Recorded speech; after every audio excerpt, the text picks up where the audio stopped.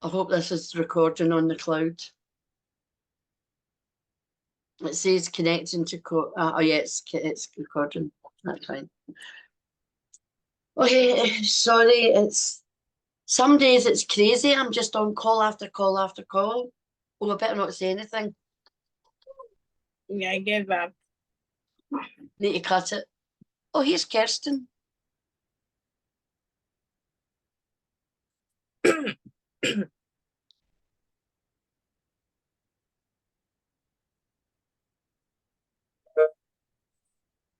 Hello.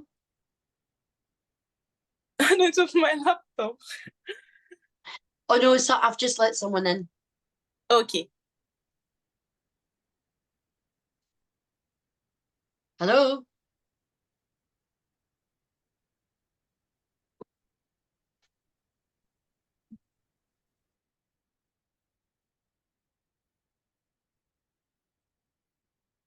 Hello. Anybody there? I think she's muted. That's okay. I can only see me on the screen. Oh, have you turned your camera off? Yeah, sorry. It's just so I know that because I did it in the last meeting as well. All right. What time is it? I'll make one more minute and then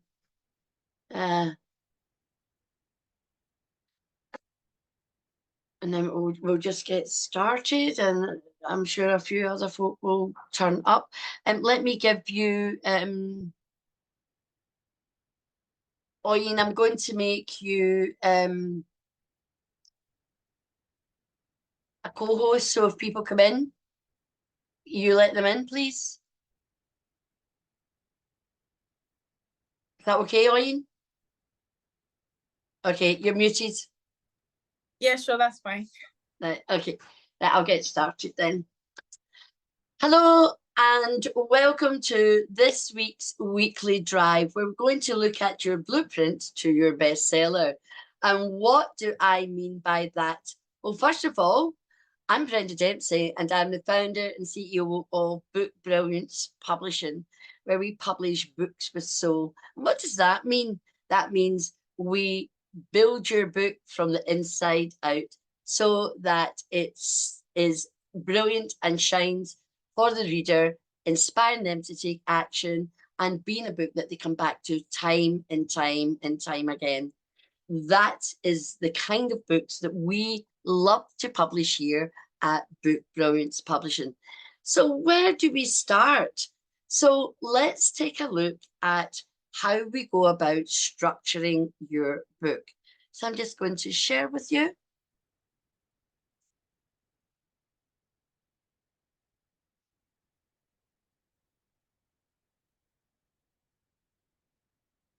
Let me share. And let me start slideshow from the first slide. Oh, okay, here we go. So we need to build your book's foundation in order that we can create that blueprint that takes you to that best-selling book. So a foundation for anything is so important. So if you think of Burj Khalifa in Dubai, if you think of the Empire State Building in New York and the Shard here in London, then all of those buildings are built with extremely deep foundations. Why? So that they can hold up the might of the building, the tons of steel, the brick, the glass. And it's the same for anything you do, whether it's your business or whether it's your book or your life. You have to have that strong foundation. And if it's not, it will just topple over. It's like building it in sand. So when you have this strong foundation from the inside out, you'll have a greater resonance with your reader, who is actually your audience and your ideal client. And they will be more engaging with what you have to say on the page or on the stage when you speak about your book and what you do too. So that's why we always begin with brand. And where do we begin with brand? Values, vision, and mission. So that's where we begin here at Book Remits Publishing. It's so important to have that strong foundation. So, what are the benefits of this strong foundation, particularly for non-fiction writing? Well, as you can see on the screen, it's about your credibility. It's about having clarity. One of the greatest things that I find when working with others is that great clarity comes when you write a book about yourself, about your business. You can actually streamline once we get to the business end of the author's adventure. And then you get great clarity. And at the beginning, when we're doing brand and you are the brand, you get great clarity on who you are, what you stand for, what you stand against, in order to help you stand out. And of course, the foundation will allow you to make great choices and put in the book exactly what you need to put in for that message so that you can engage with your reader, engage with your audience, and engage attracting those ideal clients. Of course, we want to make a difference. When I speak to people, they'll say, I want to make a difference. And a book does make a difference.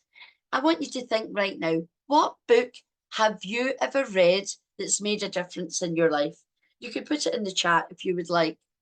And for me, one of the books that made a significant difference in my life was The Compound Effect by Darren Hardy.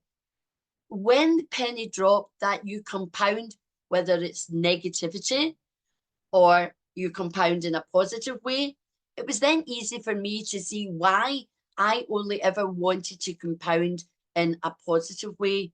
And I could see by looking around me all the people who were compounding in a negative way, you know, with anxiety, depression, worry, all of these things, you know, feeling unwell.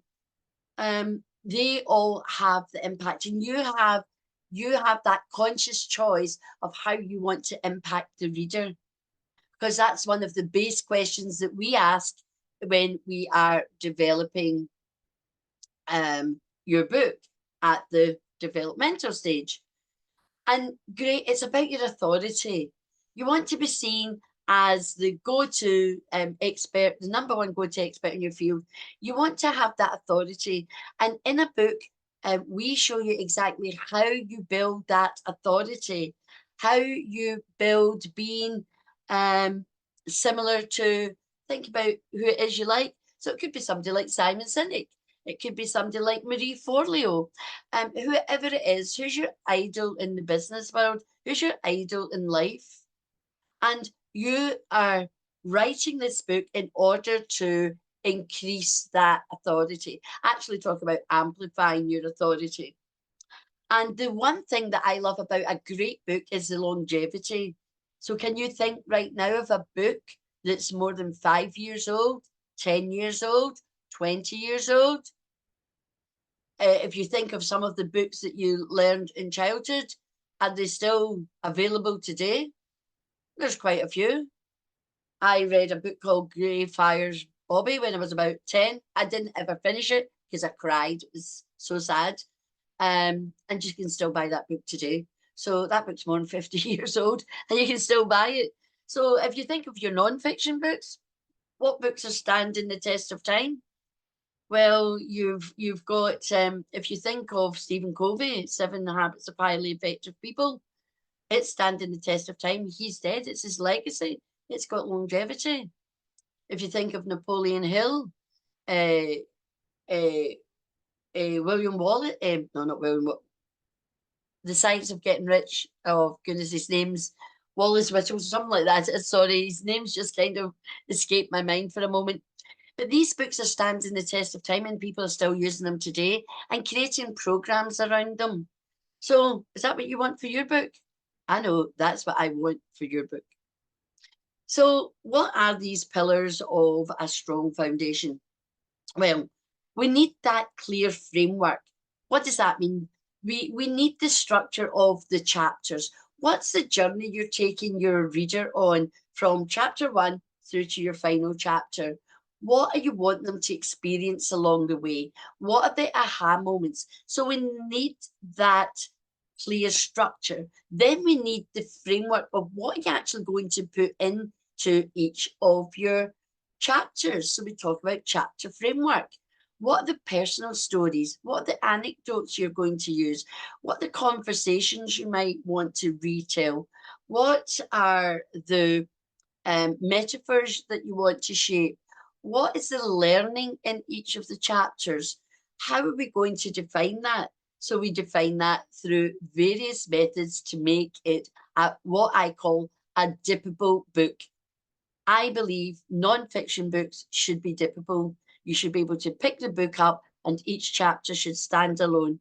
But equally, as you take your reader and your audience on that journey, you are just going to compound their desire to be wanting more of you by the time they've finished the book. And of course, organization, how you organizing it, what's it going to look like on the page? What are you going to have some visual? Are you going to use QR codes? You're going to make it multimedia. So there's all these decisions that we make along the way. So what you have to do is outline what is your vision for your book? Why are you writing the book? What's the purpose of the book? What's the vision? Who's it for? All of these things, including the legacy. What is that vision? It's so important that you know what you want your book to do for you. How do you go about developing your engaging content, what you're writing about? No doubt you may have written blogs, you might have even recorded vlogs, and you've got so much content.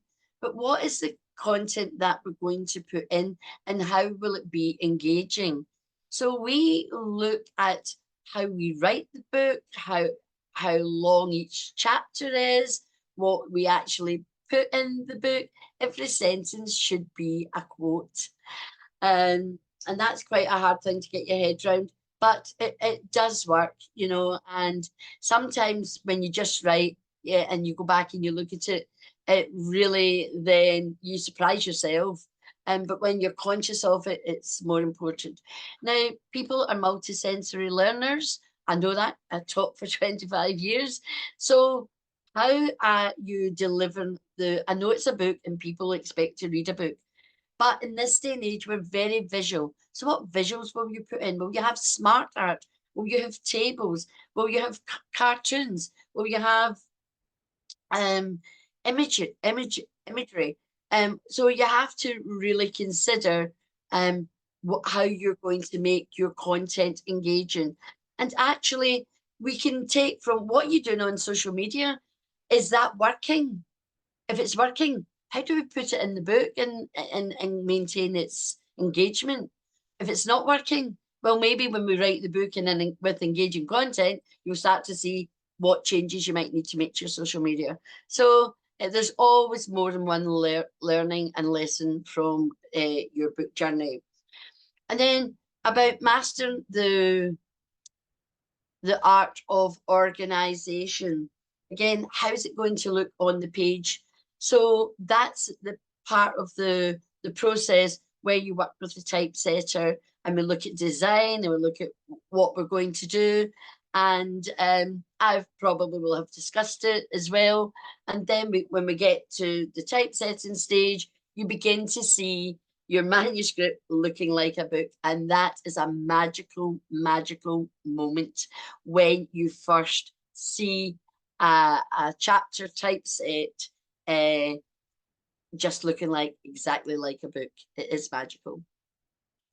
So we need to balance information and readability.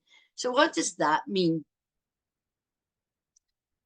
Well, too much information, people are going to cut off.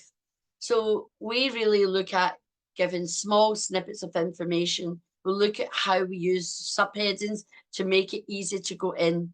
Do you have, and is the flow of the writing easy to read, or have you got in all of these extra words that we use in our conversation when we speak, but how we write authentically and how we speak authentically, there is a match, but when we speak, we use a lot of unnecessary words. So when we take a sentence that maybe you have recorded and you put it on the paper and you look at it and you go, oh my goodness, that's not what I said. But actually, that's a very good exercise you should do. Record yourself and have it transcribed. It's quite interesting how it picks it up. And so therefore, we need to make sure that it's readable, scannable, and that the information you're given is enough information and it's supported by the visuals. So you need to make sure you have that balance so people can then see deeper information, or you can allow them, like when you read fiction, you can allow their imaginations to create it in their own mind's eye. And that's another great secret of a well-written non-fiction book. It has elements of fiction in it. So there we go. We talked about the visual aids. How are you going to put that in? You're going to just have one? Are you going to do a mashup? Are you going to put all your visual aids? In some books, I think in Michelle Obama's book, she's got a lot of visuals all together. Are you going to integrate them out? So these are all the discussions that we have and that you have to consider in what will that be like from the reader's point of view. And that is critical. You have to always be thinking about what's it like from the reader's point of view, not what I think as the writer, but a great writer will put themselves in the reader's shoes. Now, here we go. We get to that point. We put everything down on paper.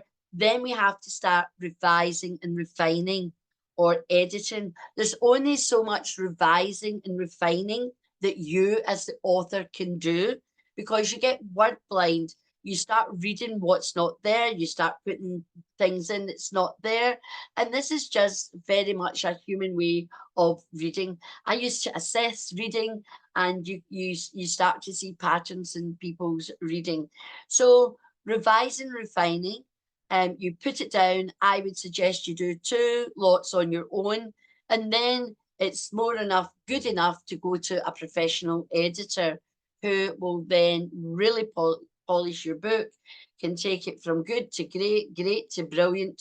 But of course, whatever, we want to finish with that brilliant book that's written by soul, that's going to captivate your audience, keep your reader engaged, and then leave them wanting more as they turn the final page. So here is how you make your book credible. How you make your book credible is through your personal story and also through your references. If your book hasn't got references, you're not going to get any credibility. So we build that in along the way.